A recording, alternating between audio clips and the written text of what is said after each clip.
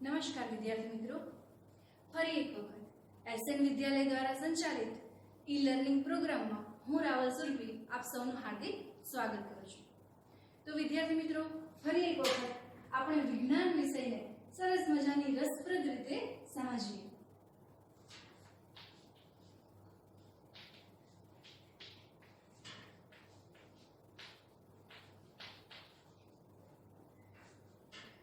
તમે લોકોને ખ્યાલ જ છે આપણે કયું પ્રકરણ ભણીએ છીએ?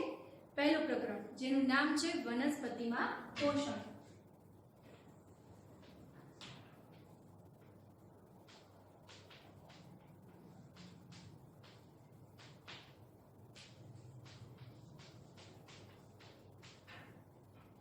તો વિદ્યાર્થી મિત્રો, આપણે અગાઉના 3 સેશનમાં ભણી ગયા કે વનસ્પતિ જે છે એ કઈ રીતે પોષણ કરે છે, એટલે કે પોષણની વ્યાખ્યા શીખ્યા। પછી પોષણના 2 પ્રકાર, સ્વાવલંબી પોષણ અને પરાવલંબી પોષણ। સ્વાવલંબી એટલે કે જે પોતાનો ખોરાક જાતે બનાવે છે, અને પરાવલંબી પોષણ એટલે કે જે પોતાના ખોરાક માટે વનસ્પતિ ઉપર આધાર રાખે છે। તેમાં આપણે સ્વાવલંબી વિશે શીખ્યા કે વનસ્પતિ જે છે એ પ્રકાશ સંશ્લેષણની ક્રિયા કરે છે, અને તમને લોકોને ખ્યાલ જ છે કે કાર્બન ડાયોક્સાઇડ અને પાણી બંને કોની હાજરીમાં? સૂર્યપ્રકાશ અને હરિતદ્રવ્યની હાજરીમાં તે પોતાનો ખોરાક જાતે બનાવે છે। હવે આપણે વનસ્પતિનું રસોડું કોને કહીએ છીએ? પર્ણને કહીએ છીએ। પર્ણમાં પર્ણરંધ્ર આવેલું હોય છે, જે શું કાર્ય કરે છે? કાર્બન ડાયોક્સાઇડને વાયુમાંથી લે છે અને પછી તેને ખોરાક બનાવવાની ક્રિયામાં ભાગ ભજવે છે।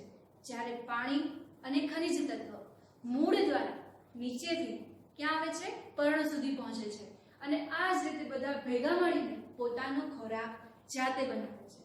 પછી એ ખોરાક જ્યારે બનાવે છે ત્યારે તેના પરિણામ સ્વરૂપે આપણને કાર્બોદિત પદાર્થો મળે છે, અને તેની કસોટી આપણે જોઈ કે કાર્બોદિત પદાર્થ છે એ સ્ટાર્ચમાં ફેરવાય છે, અને સ્ટાર્ચ છે કે નહીં તે ચકાસવા માટે આપણે આયોડિન ટેસ્ટ કરી।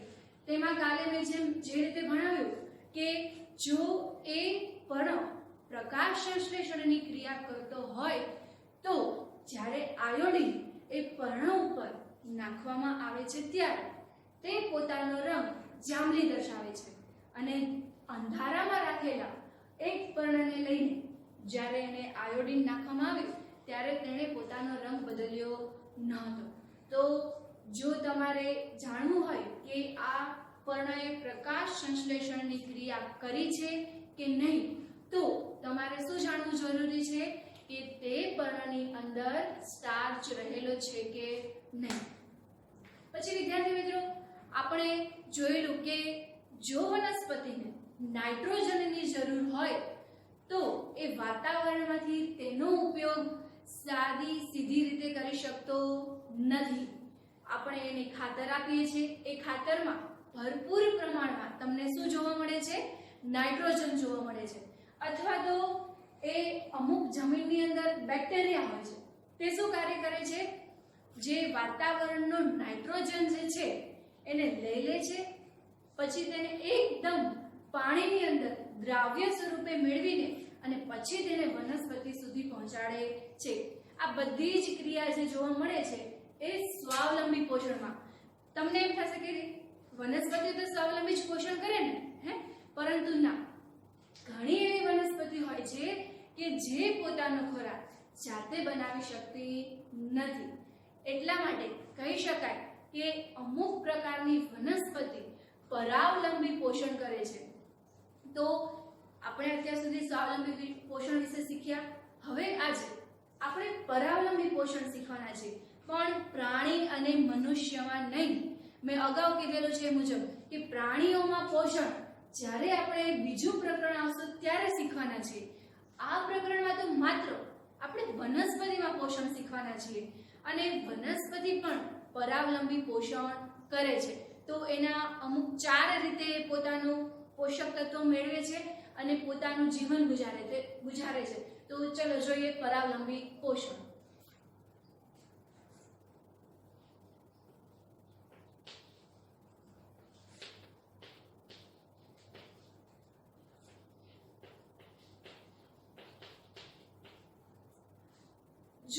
આગળનું તમે લોકોએ વાંચ્યું હોય તો ખ્યાલ આવી જશે કે પરાવલંબી પોષણની વ્યાખ્યા એટલે શું. તો જે વનસ્પતિ, ત્યારે આપણે પ્રાણીઓ અને સજીવો લીધા હતા, પરંતુ અહીંયા આપણે લેવાનું છે કે જે વનસ્પતિ પોતાના ખોરાક માટે અન્ય વનસ્પતિ પર આધાર રાખે છે અથવા તો કોઈ અન્ય સજીવ ઉપર આધાર રાખે છે, તો તેને પરાવલંબી પોષણ કહેવાય છે.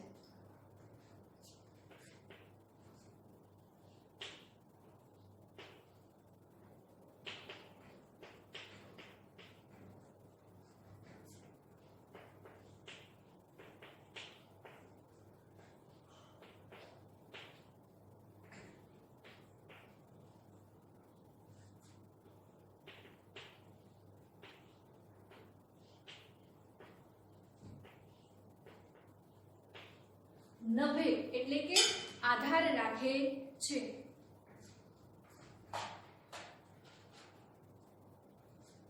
ઉપર નભે છે તેને પરાવલંબી પોષણ કહે છે.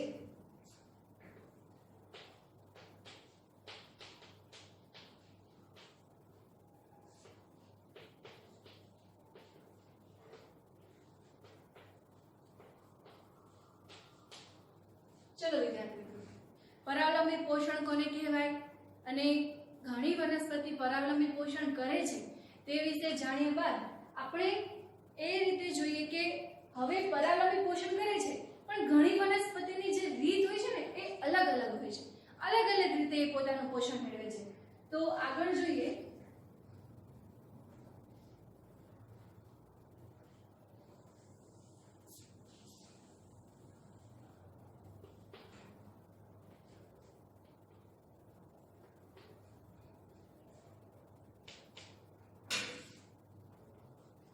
તો કુલ 4 રીતથી વનસ્પતિ પોતે પોષણ મેળવે છે, પણ પોતાની જાતે નહીં, અન્ય સજીવો ઉપર આધાર રાખે છે. સજીવમાં પ્રાણી પણ આવી જાય છે અને વનસ્પતિ પણ આવી જાય છે. તો સૌથી પહેલું છે પરોપજીવી.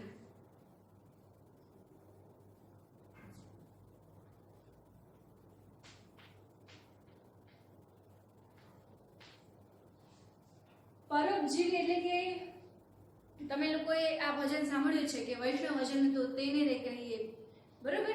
તો એની અંદર આવે છે કે પર દુખે ઉપકાર કરે કોઈ, એટલે કે પરોપજીવી જે બીજા ઉપર આધાર રાખીને પોતાનું જીવન ગુજારે છે. પરનો મતલબ તો આપણે પહેલા જ શીખી ગયા છીએ કે પર એટલે બીજા ઉપર અને જીવી એટલે કે જીવન જીવે છે.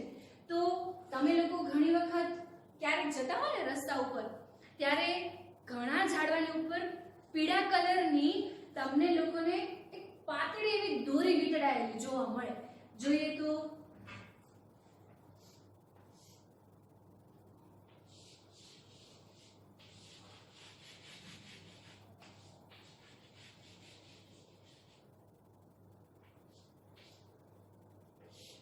ચલો બેટા, આ એક ઝાડ છે અને ક્યારેક આપણે જોઈએ છીએ, મેં તમને કહ્યું એ મુજબ કે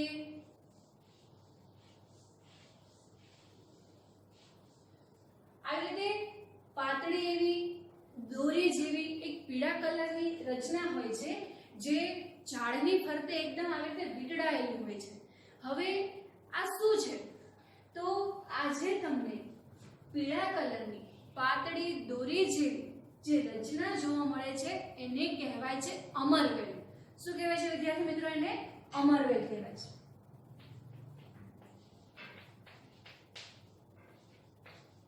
હવે આ અમરવેલ એટલે શું?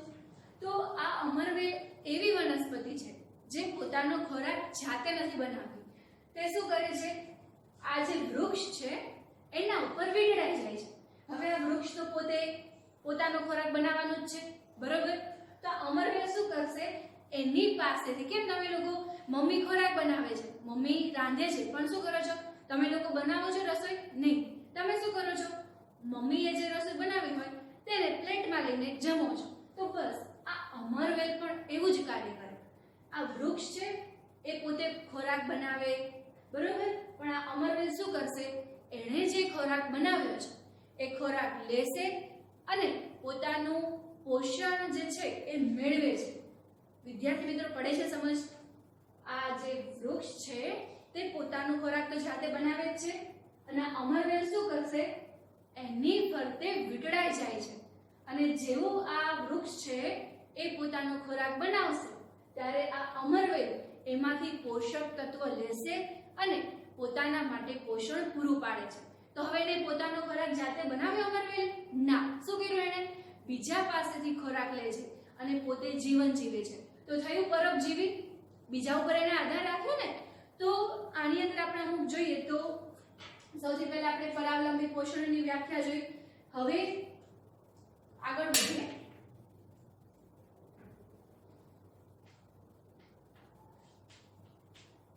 વૃક્ષ ઉપર વીંટળાયેલી પાતળી દોરી જેવી રચનાને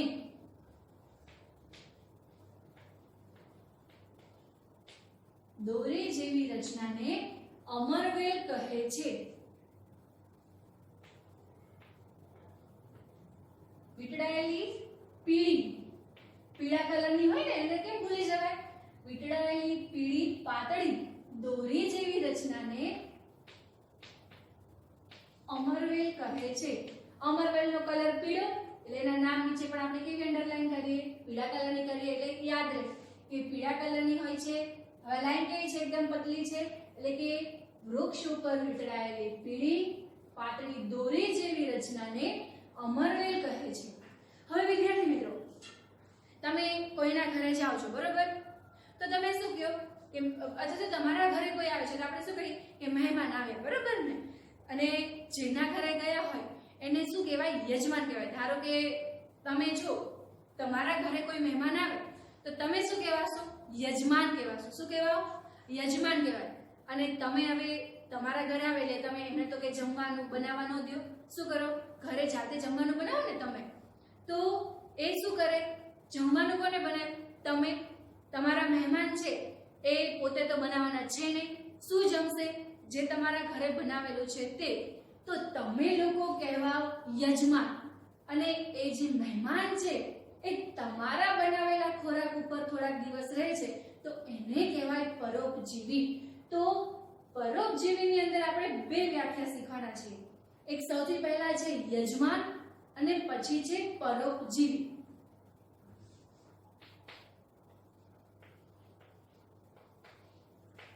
એટલે કે અહીંયા યજમાન કોણ થશે? હવે તમને ખ્યાલ આવી ગયો હશે, બરોબર? કોણ છે યજમાન? આ વૃક્ષ.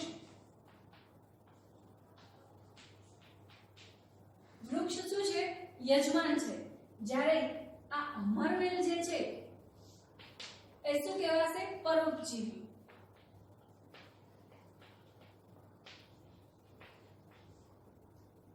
આને થોડું અલગ કરીએ, બધું ભેગું ન થાય.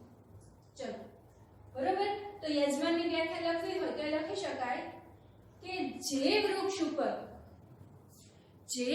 ઉપર અન્ય વનસ્પતિ આધાર રાખે છે એને શું કહેવાશે? યજમાન.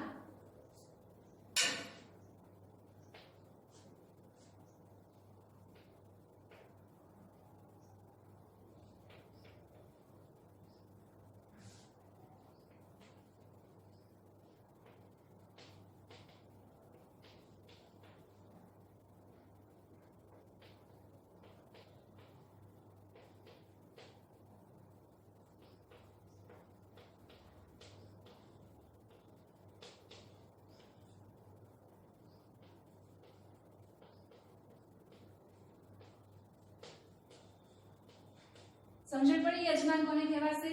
જે વૃક્ષ ઉપર અન્ય વનસ્પતિ આરોહણ કરે છે. આરોહણ કરવું એટલે કે વીંટળાવવું. અન્ય વનસ્પતિ આરોહણ કરે છે તે વૃક્ષને યજમાન કહેવાય છે. હવે આપણે લઈએ પરોપજીવી.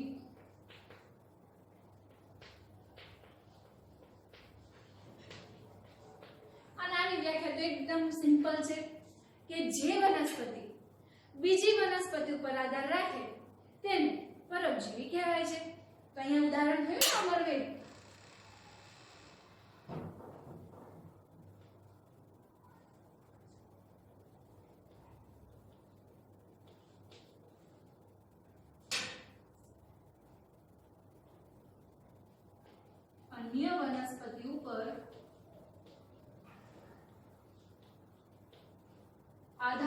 રાખે છે.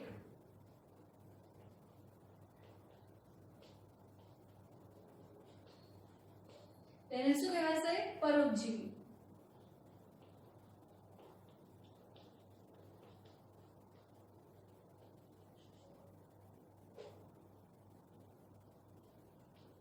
પડે સમજણ વિદ્યાર્થી મિત્રો કે પરોપજીવીની અંદર શેનો સમાવેશ થાય છે? તો સૌથી પહેલા જોયું કે વૃક્ષ ઉપર વીંટળાયેલી પીળી પાતળી દોરી જેવી રચનાને અમરવેલ કહેવાય છે.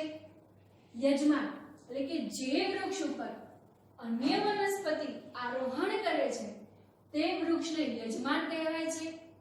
પરોપજીવી એટલે જે વનસ્પતિ અન્ય વનસ્પતિ ઉપર આધાર રાખે છે તેને શું કહેવાય છે? પરોપજીવી કહેવાય છે. અને એનું ઉદાહરણ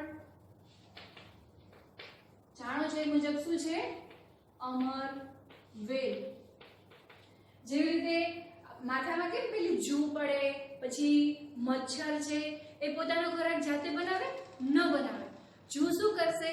માથામાં જે લોહી હશે એ ચૂસીને પોતાનું જીવન ગુજારે. મચ્છર છે એ પણ આપણા શરીર ઉપર બેસીને પોતાનું જીવન જીવે છે. એટલે આપણે આપણા લોહીનો ઉપયોગ કોણ કરે છે? મચ્છર, જૂ છે તે બધા એનો ઉપયોગ કરીને પોતાનું જીવન જીવે છે. તો એને પણ શું કહેવાય છે? પરોપજીવી કહેવાય છે. તો પહેલી રીતમાં તમને લોકોને ખ્યાલ આવી ગયો પરાવલંબી પોષણના શું છે? પરોપજીવી.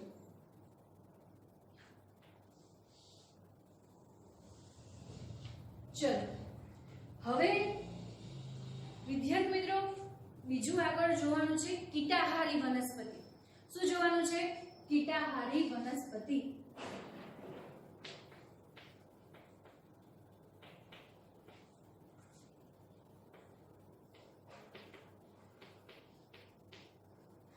હવે આ કીટાહારી વનસ્પતિ એટલે શું? જો કે એના નામ ઉપરથી તમને ખ્યાલ આવી જશે કે ક્યાંક ને ક્યાંક આ રીતમાં કીટકોનો સમાવેશ થાય છે. બરોબર?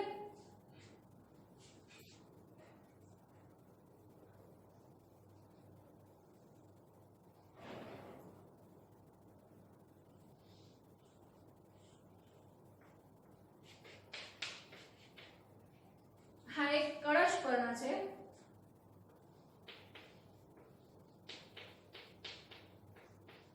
હવે કળશપર્ણ નામની વનસ્પતિ એનો આકાર થોડો કળશ જેવો હોય અને શું થાય છે? એનો જે ઉપરનો ભાગ હોય ને આવી રીતે હોય. પછી જ્યારે હવે વનસ્પતિ ઉપર અથવા તો કોઈ એવા પાંદડા હોય જે ખૂબ આકર્ષક હોય એના ઉપર તો મચ્છર કીટકો તો આવવાના જ છે. જેવી રીતે કેમ સરસ મજાના ફૂલ હોય તો અહીંયા આપણને કીટકો જોવા મળે. બરોબર? તો શું થશે? આનો સરસ મજાનો આકાર જોઈને, એનો રંગ જોઈને આજુબાજુથી કીટકો ત્યાં આવે. હવે જ્યારે કીટકો આવે છે ત્યારે શું થાય છે? આ પર્ણ પોતાનો જે ઉપરનો ભાગ હોય છે એ આવી રીતે ખોલે.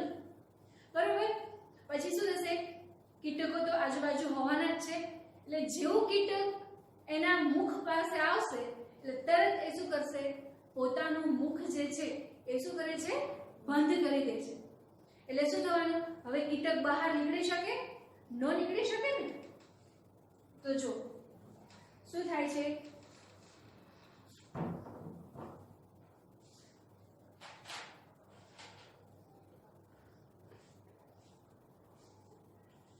વનસ્પતિનો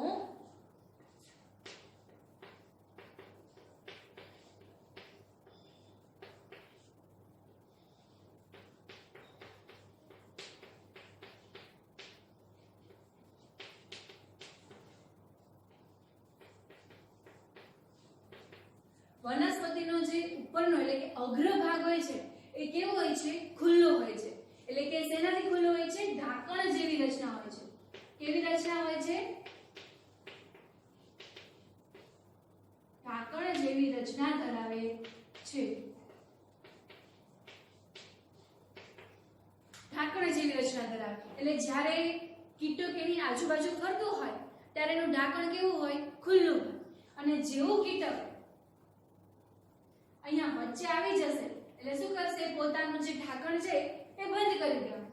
અને જેવી રીતે કેમ આપણા નાકની અંદર નાના નાના વાળ હોય છે. એ શું કાર્ય કરે છે કે બહાર આપણે શ્વાસ તો લેવાના જ છીએ અને શ્વાસ પણ શેની મદદથી લઈએ છીએ? નાકની મદદથી. તો શ્વાસ જોડે જોડે અન્ય ધૂળ આવે, નાના નાના રજકણો આવે, બરોબર? તો આપણા શરીરની અંદર શુદ્ધ હવા જાય તે માટે આપણા નાકની અંદર જે નાના વાળ હોય એ શું કાર્ય કરે કે ધૂળ અને રજકણને બહાર રાખે અને અંદરની બાજુ કેવો વાયુ જવા દે? એકદમ શુદ્ધ વાયુ જવા દે છે. તેવી જ રીતે આ કળશ પર્ણની અંદર પણ શું આવેલા હોય છે? નાના નાના વાળ આવેલા હોય છે. હવે કીટક તો શું થવાનું છે? અહીંયા મોઢા પાસે આવી ગયું એટલે હવે કઈ બાજુ જશે? અંદર આવશે અહીંયા. અને હવે શું થવાનું? આ કીટક હવે અંદર આવી ગયું, હવે બચારું બહાર નીકળી નહીં શકે એટલે આ વાળની અંદર શું થશે? ગૂંચળાઈ જશે, બરોબર? અને હવે વાળની અંદર ગૂંચળાઈ જવાનું એટલે હવે બહાર તો નીકળી નહીં શકે. પછી શું કરશે? આ જે છે પોતાનું મોઢું ખોલી નાખશે, કારણ કે આ તો હવે બહાર નીકળી શકે નહીં. એટલે શું થવાનું? આ જે વાળ છે એની જોડે આ કીટક છે એ ફસાઈ જાય છે અને ધીમે ધીમે આ જે તમને કળશ પર્ણ જોવા મળે છે તે એની અંદર શેનો સ્ત્રાવ કરે છે? પાચક રસનો. શેનો સ્ત્રાવ કરે છે? પાચક રસનો. કેમ આપણે મોઢામાં ખોરાક લઈએ પછી આપણા મોઢામાં રહેલા ખોરાકની સાથે સાથે લાળ જે ભેળવે ને કેવો થઈ જાય પદાર્થ? આપણે જે ખોરાક લીધો હોય એકદમ ઊંચો થઈ જાય છે. કેમ? કારણ કે એ ખોરાકની અંદર શું ભળે છે? લાળ ભરે છે. એવી જ રીતે આ કીટક છે એની સાથે શું ભળવા લાગે છે? ધીમે ધીમે પાચક રસ ભળવા લાગે છે અને પછી એ કીટકમાંથી શું કરે છે? વનસ્પતિ પોષણ મેળવે છે. તો શું લખ્યું સૌથી પહેલા? વનસ્પતિનો અગ્રભાગ ખુલ્લો હોય છે, તે ઢાંકણ જેવી રચના ધરાવે છે. હવે આગળ લખીએ.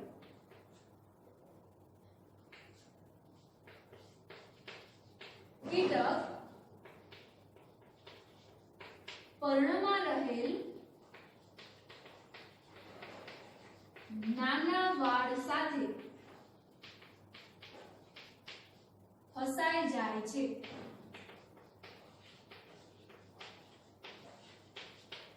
શું લખ્યું? કીટક છે તે પર્ણમાં રહેલ નાના વાળ સાથે ફસાઈ જાય છે અને પછી શું કરે છે? પર્ણ શેનો સ્ત્રાવ કરે છે? પાચક રસનો.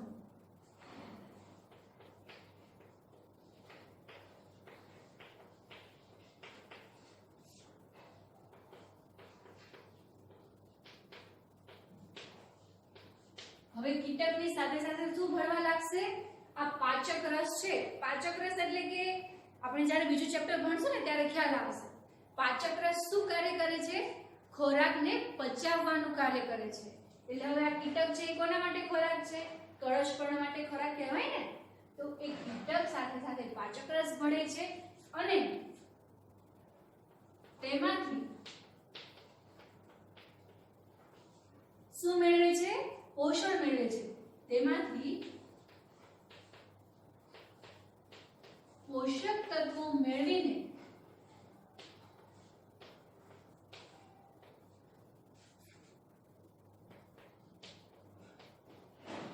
પોતાનો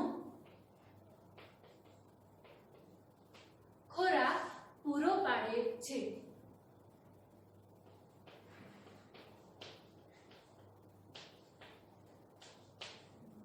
પડી સમજાણું વિદ્યાર્થી મિત્રો કે કીટાહારી વનસ્પતિ કેવી રીતે પોતાનો ખોરાક મેળવે છે? તેમાં આપણે એક ઉદાહરણ દ્વારા શીખ્યા. કયું ઉદાહરણ લીધું? જેવી રીતે અમરવેલ હતું ને એવી જ રીતે અહીંયા શું છે? કળશ પર્ણ છે. તે વનસ્પતિનો ઉપરનો ભાગ ખુલ્લો હોય છે, તે ઢાંકણ જેવી રચના ધરાવે છે. પછી જ્યારે કીટક તેના મુખ પાસે આવે છે ત્યારે એ અંદરની બાજુ આવે અને એ ઢાંકણું બંધ થઈ જાય છે. પછી ધીમે ધીમે કીટક પર્ણમાં રહેલ નાના વાળ સાથે ફસાઈ જાય છે અને પર્ણમાંથી પાચક રસનો સ્ત્રાવ કરે છે અને પછી તેમાંથી પોષક તત્વો મેળવીને પોતાનો ખોરાક મેળવે છે. તો હવે કીટાહારી વનસ્પતિની વ્યાખ્યા લખવી તો લખી શકાય ને. જો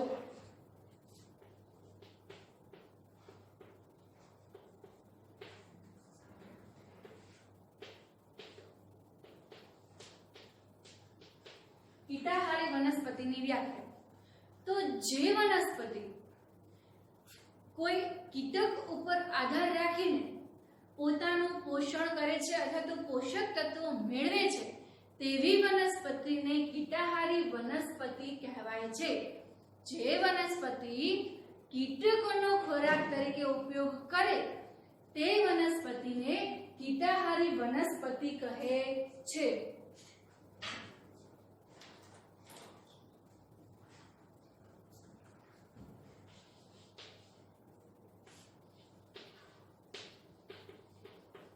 જે વનસ્પતિ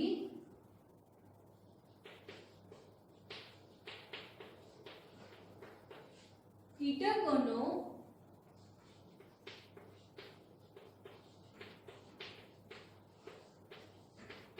ખોરાક તરીકે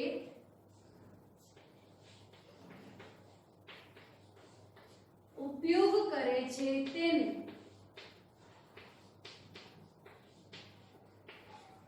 કીટાહારી વનસ્પતિ કહે છે.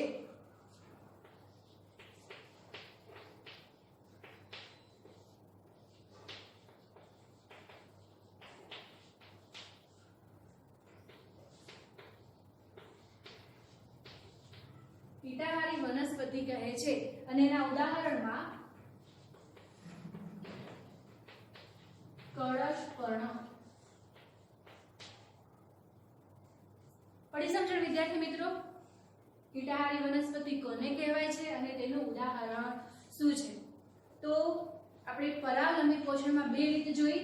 સૌથી પહેલી પરોપજીવી અને પછી છે કીટાહારી વનસ્પતિ. હવે વિદ્યાર્થી મિત્રો, આ જે કીટાહારી વનસ્પતિ જે છે બરોબર, એવી અન્ય પણ ઘણી વનસ્પતિઓ જોવા મળે છે. હવે આગળ આપણે આજે બે રીત શીખી. એક છે મૃતોપજીવી અને બીજું છે સહજીવન.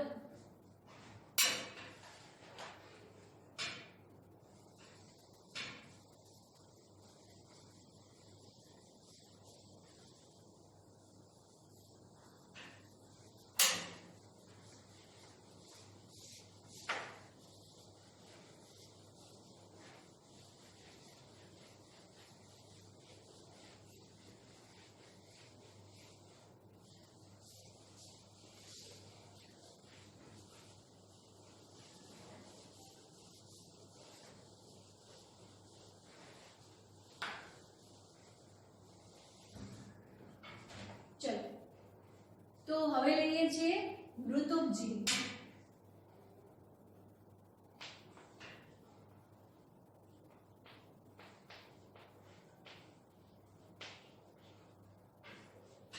વિદ્યાર્થી મિત્રો, તમે લોકોએ ક્યારેક જોયું હશે કે તમે કોઈ વાનગી જોતા હશો ને તો લખેલું હશે કે મશરૂમ નાખો, બરોબર? આવી તમે એક રચના પણ ક્યાંક જોતા હશો.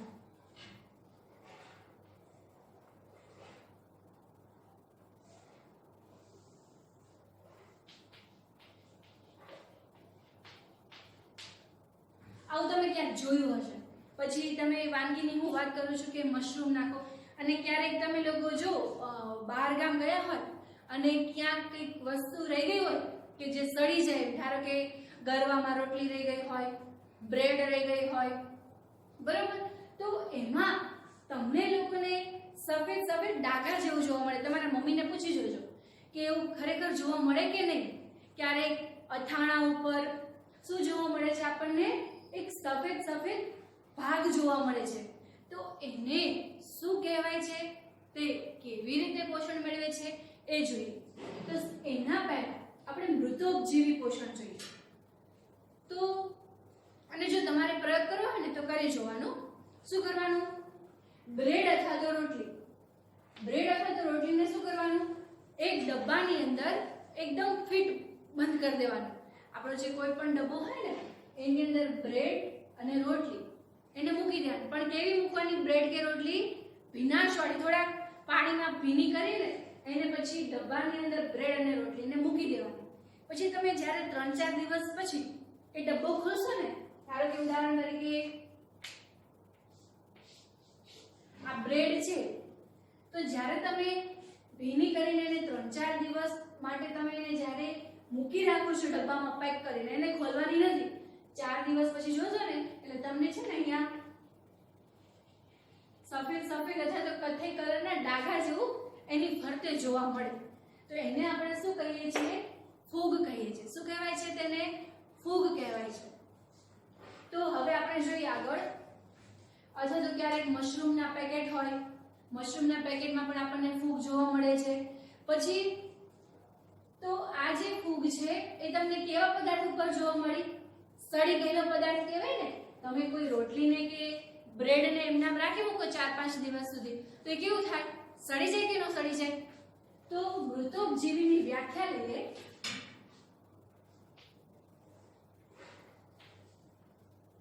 જે સજીવ જે વનસ્પતિ मृत के सड़ी गયેલા પદાર્થમાંથી જે વનસ્પતિ મૃત કે સડી ગયેલા પદાર્થમાંથી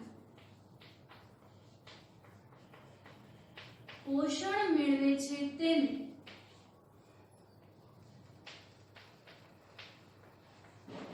પોષણ મેળવે છે તેને મૃતોપજીવી પોષણ કહે છે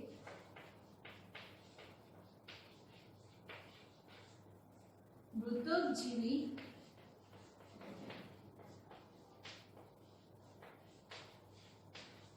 પોષણ કહે છે મૃત એટલે કે મરી ગયેલા તો ઠીક પણ શું કહેવા માંગે છે એકદમ સડી ગયેલું હોય જેમાંથી આપણને કોઈ પોષક તત્વ ન મળતા હોય તેની વાત કરે છે તેમાંથી વનસ્પતિ પોષણ મેળવે તો તેને શું કહેવાય મૃતોપજીવી પોષણ કહેવાય છે ઉદાહરણ તરીકે મેં તમને પહેલા જ કહ્યું એ મુજબ ક્યાં ક્યાં જોવા મળે છે ફૂગ અથાણા પર પછી છે કોઈ સડી ગયેલા પદાર્થ ઉપર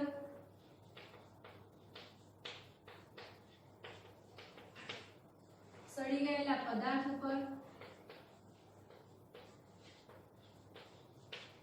પછી કોઈ કપડા ઉપર એટલે કે ચામડાની વસ્તુમાં પણ તમે જુઓ ક્યારે ચામડાની વસ્તુમાં પણ આપણને બેલ્ટ હોય પછી પટ્ટા છે ચામડાનું પાકીટ છે એટલે કે ચામડાની વસ્તુ ઉપર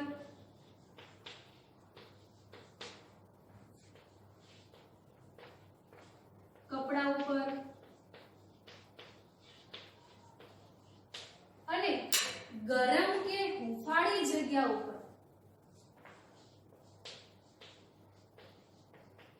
ગરમ કે હુંફાળી જગ્યા ઉપર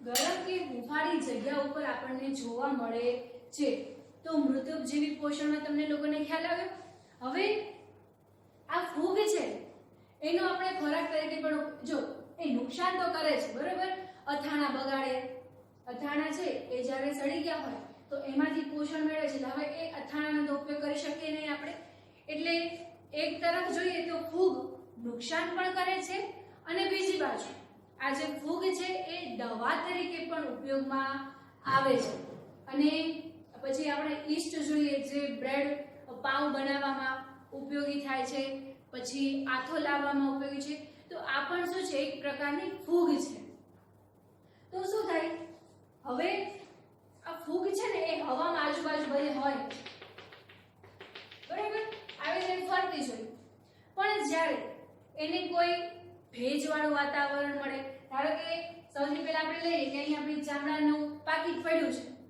છે હવે વાતાવરણમાં ફૂગ તો હોવાની જ પણ શું થશે જ્યારે આ પાકીટ છે થોડું ભેજવાળું એટલે કે અત્યારની ઋતુ વર્ષા ઋતુ છે ને અત્યારે તો એમાં પણ કેવું વાતાવરણ હશે ભેજવાળું હશે હવે આ પાકીટ પણ કેવું થવાનું થોડું ભેજવાળું થશે એટલે આ ફૂગ છે એ ક્યાં આવશે ધીમે આ પાકીટ ઉપર શું થશે અંકુરિત થશે અંકુરિત થવું એટલે કે એનું વૃદ્ધિ પામવી શું થવાનું સૌથી પહેલા વાતાવરણમાં આજુબાજુ ફૂગ જોવા મળે છે હવે જ્યારે એને ભેજવાળું કે હૂંફાળું વાતાવરણ મળશે ત્યારે શું થશે? એ ફૂગ છે એ વૃદ્ધિ પામશે અને વૃદ્ધિ પામશે અને ધીમે ધીમે આપણને એ ફૂગ કેવા સ્વરૂપમાં જોવા મળે છે? મોટા સ્વરૂપમાં જોવા મળે છે. આવી રીતે આ ફૂગની જે વનસ્પતિ છે એ શું કરે છે? મૃત કે સડી ગયેલા પદાર્થમાંથી પોતાનું પોષણ મેળવે છે. પછી ફૂગ છે, પછી બિલાડીનો ટોપ. બિલાડીનો ટોપ કેવો જોવા મળે? આવો.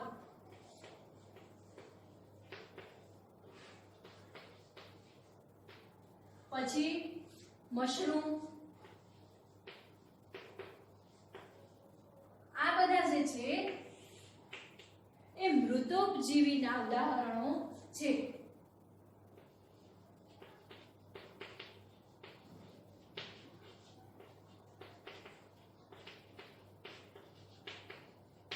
તમને પૂછાય કે મૃતોપજીવી પોષણ કઈ વનસ્પતિ કરે? તો ફૂગ, બિલાડીનો ટોપ, મશરૂમ આ બધા કેવો પોષણ કરે છે? મૃતોપજીવી. માટે આ બધાને શું કહેવાય? મૃતોપજીવી કહેવાય છે. કારણ કે આ જે છે એ પોતાનો ખોરાકનો આધાર શેના ઉપર રાખે છે?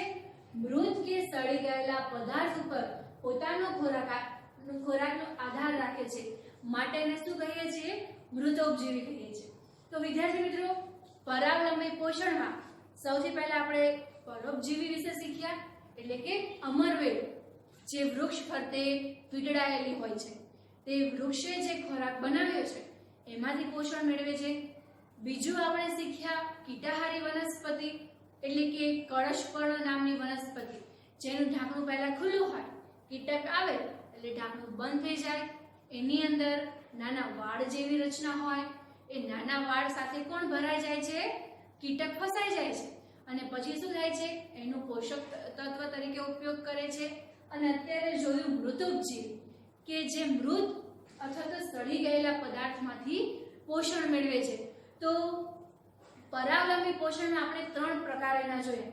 હવે ચોથો પ્રકાર છે સહજીવન. બરાબર? તો હવે જ્યારે આપણે મળીએ ત્યારે તે સહજીવન વિશે શીખીશું.